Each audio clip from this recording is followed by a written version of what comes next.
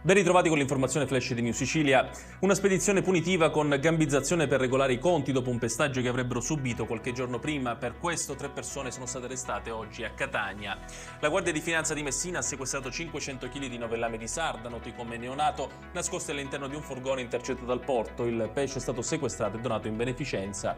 L'ASP di Palermo ha deciso di non rinnovare i contratti dei 53 programmatori assunti mediante concorso pubblico a tempo determinato durante l'emergenza Covid, allarme dai sindacati. La Regione ha stanziato 17 milioni di euro per il bonus affitti. Il provvedimento è stato promosso dal Dipartimento Regionale Infrastrutture, Mobilità e Trasporti per sostenere le famiglie siciliane in difficoltà. E contributi regionali arrivano anche per il settore cinematografico. L'assessorato regionale Turismo, Sport e Spettacolo ha infatti approvato la concessione di 6 milioni e mezzo di euro a sostegno delle produzioni audiovisive in Sicilia. Tutti i dettagli su queste notizie li trovate sul nostro sito www.newsicilia.it. Grazie per averci seguito e arrivederci.